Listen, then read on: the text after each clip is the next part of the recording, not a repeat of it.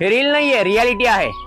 एखादा बॅट्समन कमी बॉल मध्ये जेव्हा जास्त रन्स करतो ना, तेव्हा आपण त्याची वाहवा करत असतो आणि त्यानंतरच्या मॅच मध्ये त्यांनी किती खराब परफॉर्मन्स केला ना, तरी त्याला नेक्स्ट टुर्नामेंट मध्ये ना चान्स मिळतो.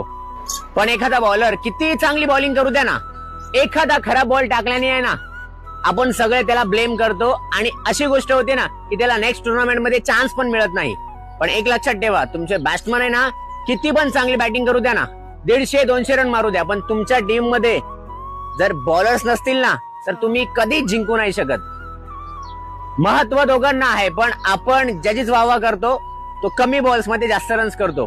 पण आपण हे नाही बघत की एखादा बॉलर टीम साठी तेवढीच मेहनत करत असतो. आपण फक्त एकच लक्षात ठेवतो की त्यांनी तो बॉल खराब टाकला म्हणून त्याला 6 आला, पण बाकीचे 5 बॉल डॉट केलेत त्याच्यावरती लक्ष असू द्या.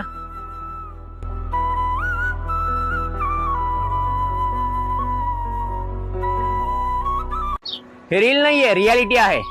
एखादा बॅट्समन कमी बॉल मध्ये जेव्हा जास्त रन्स करतो ना, तेव्हा आपण त्याची वाहवा करत असतो आणि त्यानंतरच्या मॅच मध्ये त्यांनी किती खराब परफॉर्मन्स केला ना, तरी त्याला नेक्स्ट टुर्नामेंट मध्ये ना चान्स मिळतो.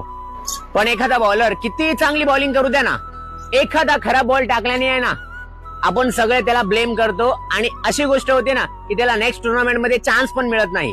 पण एक लक्षात ठेवा, तुमचे बॅट्समन आहे ना, किती पण चांगली बॅटिंग करू द्या ना, 150-200 रन मारू द्या, पण तुमच्या टीम मध्ये जर बॉलर्स नसतील ना, तर तुम्ही कधीच जिंकू नाही शकत. महत्व दोघांना आहे, पण आपण ज्याचीच वाहवा करतो तो कमी बॉल्स मध्ये जास्त रन्स करतो. पण आपण हे नाही बघत की एखादा बॉलर टीम साठी तेवढीच मेहनत करत असतो. आपण फक्त एकच लक्षात ठेवतो की त्यांनी तो बॉल खराब टाकला म्हणून त्याला 6 आला, पण बाकीचे 5 बॉल डॉट केलेत त्याच्यावरती लक्ष असू द्या.